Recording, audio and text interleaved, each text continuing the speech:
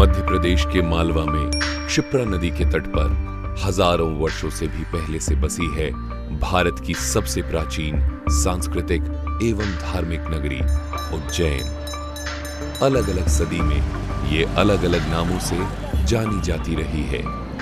उज्जैनी, अमरावती, कुशस्थली, कनकश्रृंगा और अवंतिका। अवंतिका नगरी भय को दूर करने वाली, अकाल मृत्यु का योग होता है उसको दूर करने वाली। जितने भी भगवान विष्णु के अवतार हुए हैं, कूर्म अवतार हुए हैं, वराह अवतार हुए हैं, नरसिंह अवतार हुए हैं, राम, कृष्ण, सभी अवतार किसी न किसी समय पर अपने अवतार के समय पर अवंतिका में आए हैं। पुराणों में सप्तपुरी यानी 7 मोक्षदायिनी नगरों का वर्णन है, उसमें उज्जैन नगरी भी शामिल है। Ujjain had become a city of devotees. Ujjain भक्तों और ज्ञान के जिज्ञासुओं का नगर था। वो लगभग भारत की दूसरी काशी की तरह हो गया था। प्राचीन काल में उज्जैन में हजारों मंदिर स्थापित किए गए थे, इसलिए उज्जैन को मंदिरों की नगरी भी कहा जाता है। यहाँ महाकाल ज्योतिर्लिंग के अलावा 84 लिंगों में महादेव अलग अलग रूपों में मौजूद हैं।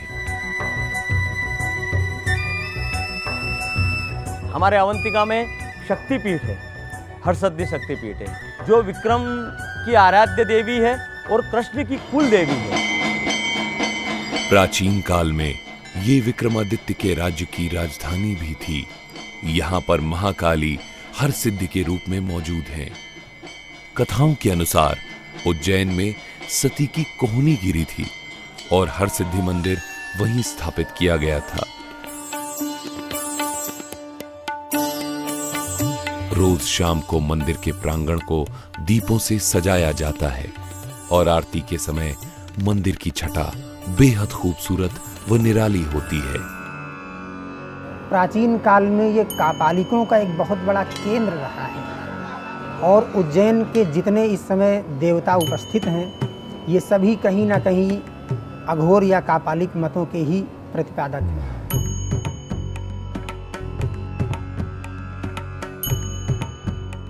काल भैरव, काल भैरव का अर्थ होता है कि जो काल अर्थात समय का भी भरण पोषण करने में सक्षम हो। गढ़कालिका काली माँ का मंदिर है,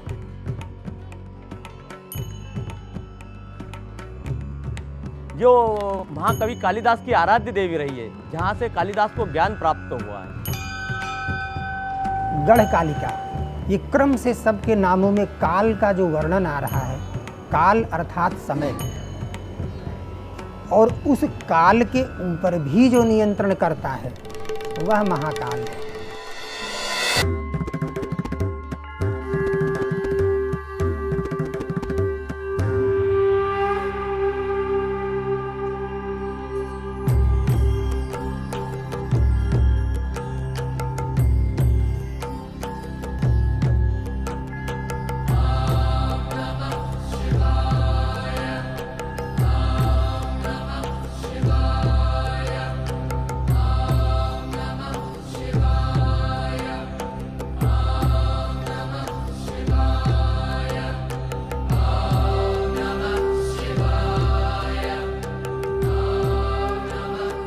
दूषण दैत्य का वध करने के लिए और उसके कोप से एक ब्राह्मण बालक को बचाने के लिए भगवान शिव स्वयं प्रकट हुए थे इस जगह पर और उस दैत्य को और उसकी समस्त सेना को यहाँ पर नष्ट कर दिए थे। उस बालक के निवेदन पर भगवान महाकाल ने हमेशा के लिए उसके पास निवास करने का निश्चय किया और इस ज्योतिर्लिंग के स्वरूप में यहाँ स्थित हो गए। तब से यह स्वयंभू ज्योतिर्लिंग यहाँ पर विराजमान है। भगवान शिव देश भर में 12 स्थानों पर ज्योतिर्लिंग के रूप में विराजमान है। उज्जैन में इन्हीं में से एक ज्योतिर्लिंग महाकालेश्वर मंदिर के गर्भगृह में स्थापित है। भगवान शंकर का ये एक पूरा ब्रह्मांड में एक ही शिवलिंग है जो दक्षिणाभिमुख ज्योतिर्लिंग है। दक्षिण दिशा काल को जिसमें भस्म कर रखा है वो महाकाल है। गर्भगृह में ऊपर सिद्धि यंत्र स्थापित है। महाकाल के बाईं ओर गणेश विराजमान है, दाईं ओर त्रिशूल के पीछे कार्तिकेय और दोनों के मध्य में माता पार्वती। इस ज्योतिर्लिंग की वास्तविक समय सीमा की यह कब से है, इसके बारे में हमारे ग्रंथ मौन है।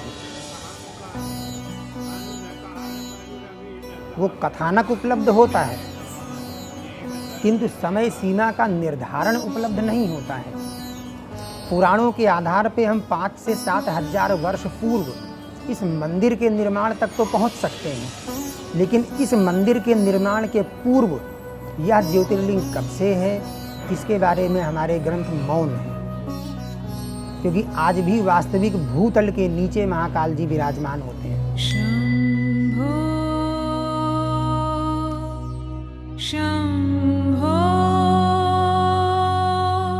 गर्भगृह के बाहर नंदी की प्रतिमा मौजूद है। दर्शनार्थी यहाँ पर बैठकर गर्भगृह में प्रवेश करने का इंतजार करते हैं। अलग अलग प्रांतों और समुदायों से आए हुए भक्त तरह तरह की साधना करके श्री महाकालेश्वर को प्रसन्न करने का यत्न करते हैं। दिन भर पुजारी पूजा अर्चना करते हैं और अलग अलग तरह की आरती समर्पित करते हैं। यहाँ प्रार्थना के बाद अपनी मनोकामनाओं को नंदी के कान में कहने का चलन भी है। इन सब पूजा अर्चना आरती भक्ति के बीच में कई सदियों से विराजमान है Mahakal. What does Mahakala mean? Mahakal का मतलब क्या है? काल शब्द के 2 अर्थ हैं। काल का अर्थ होता है समय और काल का अर्थ अंधेरा भी होता है। समय यानी कि आपके वर्तमान अनुभव में समय का मतलब चक्र होता है, आणविक से लेकर ब्रह्मांडीय तक, एक अणु से लेकर विशाल ब्रह्मांड तक सभी चीजें चक्रों में घूमती हैं। पृथ्वी एक बार घूमती है तो उसे हम एक दिन कहते हैं। चंद्रमा पृथ्वी के चारों ओर एक चक्कर लगाता है तो उसे हम 1 महीना कहते हैं। पृथ्वी सूर्य के चारों ओर घूमती है तो उसे हम 1 साल कहते हैं। नींद और जगने के चक्र, खाने पाचन भूख के चक्र, इस तरह बहुत सारे चक्र हैं। चीजों की चक्रीय गति से ही आपको समय का आभास होता है। अगर चक्रीय गति नहीं होती, अगर सृष्टि में चक्र नहीं होते, अगर भौतिकता नहीं होती तो आपको समय का अनुभव नहीं होता। यानी कि समय भौतिक अस्तित्व के जरिए व्यक्त होता है। भौतिक अस्तित्व एक विशाल अनस्तित्व की गोद में घटित हो रहा है, जिसे अंग्रेजी में स्पेस या अंतरिक्ष कहते हैं। यहां हम उसे काल या अंधकार कहते हैं। हम अंतरिक्ष को अंधकार इसीलिए कह रहे हैं क्योंकि अगर आप प्रकाश को देखना चाहते हैं तो या तो आपको प्रकाश के स्रोत को देखना होगा या किसी ऐसी चीज को जो प्रकाश को रोकती हो, वरना आपको प्रकाश का कोई अनुभव नहीं होगा। आप सूर्य और चंद्रमा को देखते हैं। सूर्य प्रकाश का स्रोत है, चंद्रमा प्रकाश को परावर्तित यानी कि रिफ्लेक्ट करता है। बीच में सब अंधकार है, मगर रोशनी गुजर रही है।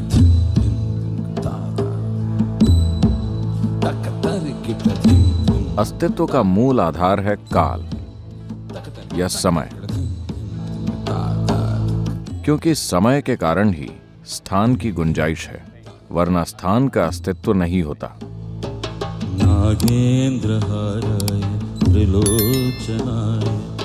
इसलिए स्पेस को काल या अंधकार कहा जाता है, क्योंकि अंतरिक्ष अंधकारमय है। अगर आप समय का अनुभव करते हैं भौतिकता के परे या भौतिकता की सीमाओं से परे, तो ऐसे समय को हम महाकाल कहते हैं। महाकाल वो गोद है जिसमें सृष्टि के छोटे छोटे कण यहां वहां मौजूद हैं, बाकी सब खालीपन है। इस फैले हुए ब्रह्मांड में करीब 99% खालीपन है। विशाल आकाश गंगाएं चक्कर लगा रही हैं, मगर उनका 99% खालीपन है। इसलिए महाकाल की गोद में ही सृष्टि घटित होती है।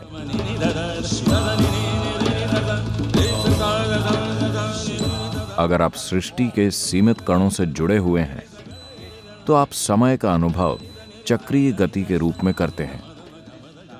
इस आयाम को संसार कहा जाता है, जिसका अर्थ है चक्रीय गति।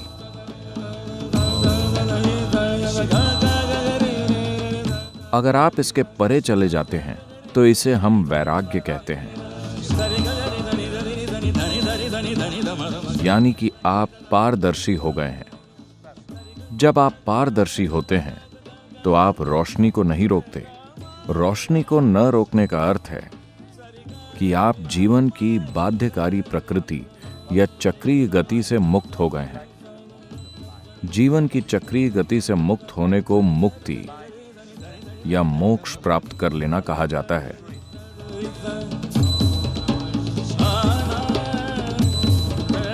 इसलिए जो लोग मुक्ति या मोक्ष की इच्छा रखते हैं, उनके लिए यह आयाम, जिसे हम महाकाल कह रहे हैं, बहुत महत्वपूर्ण हो जाता है।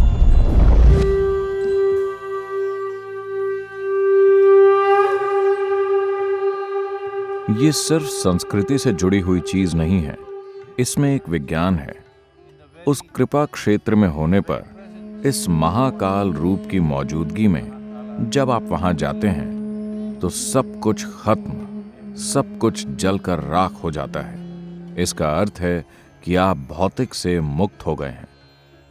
वो रूप आपको अपनी परम मुक्ति, मोक्ष की ओर ढकेलता है। मुक्ति की ओर ले जाने वाले महाकाल की आराधना में कई आरतियां की जाती हैं। सूर्योदय से पहले भस्म आरती से दिन की शुरुआत होती है। भस्म आरती के दौरान महाकाल को पंचामृत अर्पित किए जाते हैं।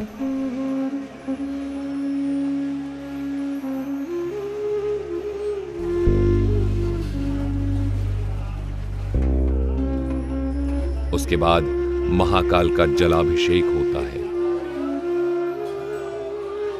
और फिर अनेक विधि विधाओं से महाकाल का श्रृंगार किया जाता है।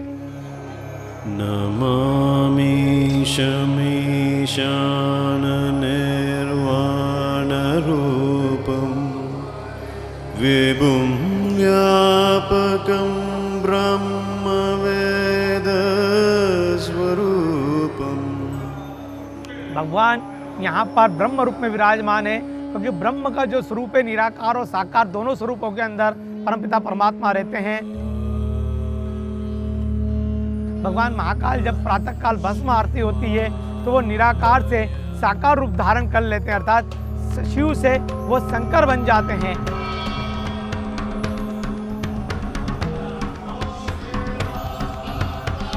अंत में महाकाल पर भस्म अर्पित की जाती है।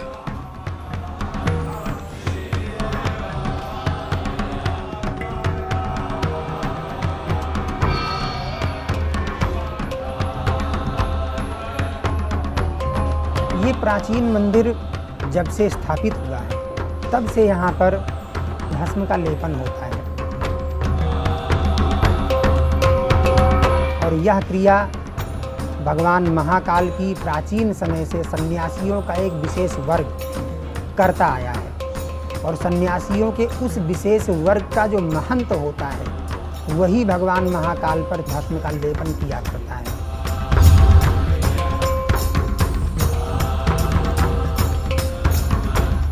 और प्रातःकाल नित्य भगवान महाकाल की भस्म आरती उसी क्रम से करते हैं जिस क्रम से आज के हजारों वर्षों पूर्व होती थी।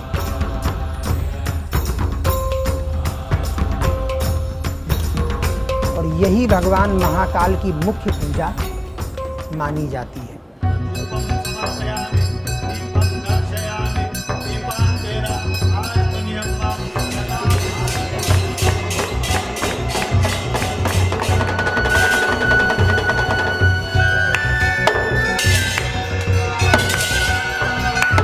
भस्म आरती का समापन प्रचंड अग्नि, डमरू की तीव्र ध्वनि एवं शंख के जोरदार स्वर के साथ किया जाता है।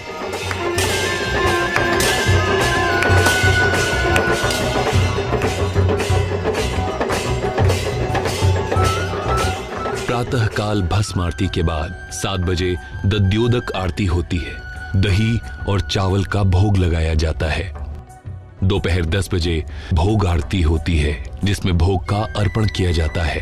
शाम 5 बजे भगवान महाकाल का पूजन श्रृंगार होता है जिसमें भगवान महाकाल को भांग समर्पित की जाती है। उसके बाद जल चढ़ना बंद हो जाता है। शाम 7 बजे संध्या भोग आरती की जाती है। संध्या काल में आरती के दौरान तेज नगाड़ों, ढोल, घंटियों के साथ महाकाल का वंदन किया जाता है।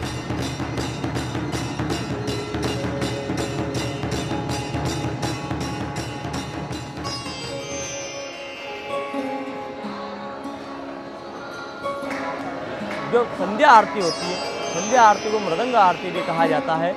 तो वो आरती का दिव्य दृश्य ऐसा लगता है कि कोई राजा का मनोरथ हो रहा है। भगवान राजा के स्वरूप में बैठते हैं। अवंतिका के राजा है, ब्रह्मांड के राजा है। और ऐसी मान्यता है कि यहाँ कोई भी दूसरा राजा रात्रि विश्राम नहीं करता। महाकाल ही स्वयं ब्रह्मांड के राजा है। संध्या आरती का सुंदर चित्रण कालिदास ने अपने ग्रंथ मेघदूत में कुछ इस प्रकार किया है। हे मेघ, जब तुम उज्जैनी जाना तो महाकाल के दर्शन अवश्य करना, वहां की संध्या आरती को अवश्य देखना।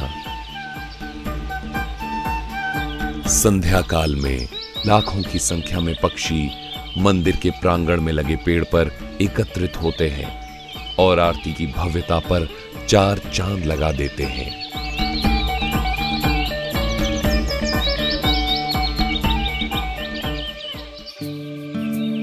महाकालेश्वर मंदिर में गर्भगृह के अलावा 2 और महत्वपूर्ण हिस्से हैं। सबसे ऊपरी तल पर मौजूद है नागचंद्रेश्वर, जिनके दर्शन केवल नागपंचमी के दिन ही होते हैं, और उसके नीचे मंदिर के पहले तल पर ओंकारेश्वर रूप में शिव विराजमान है।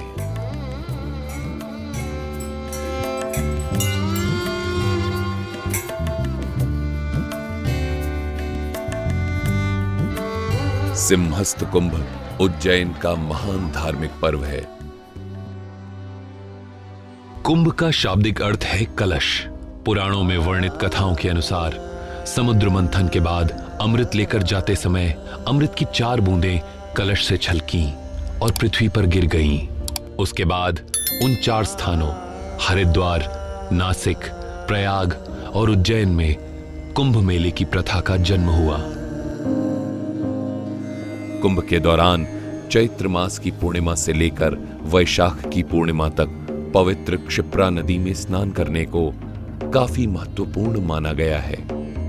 This is the 12th cycle. ये 12 साल के सौर चक्रों का 12वां चक्र है। इसे सिंहस्थ कुंभ कहा जाता है। महाकाल के दर्शन हेतु श्रद्धालुओं की भीड़ सदियों से लगती रही है। हमारा सभी श्रद्धालुओं से निवेदन है कि आए, महाकाल की नगरी है, अवंतिका है, यहाँ पर उनको सब चीज़ सुलभता से मिलेगी, पर एक निष्काम भाव से आए।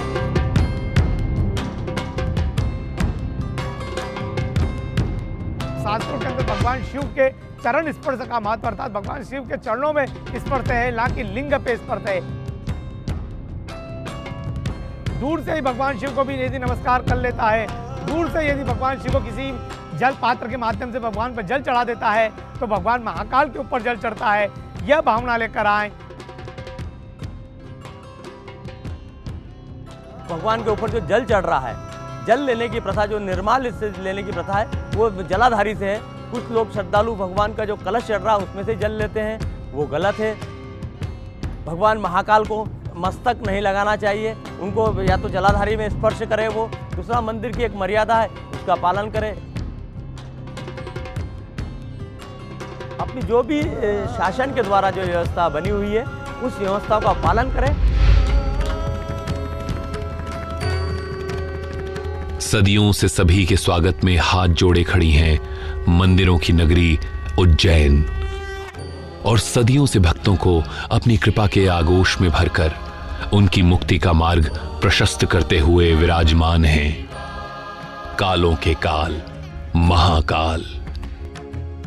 एक बार फिर हम आप सबका इस उज्जैन नगरी में स्वागत करते हैं।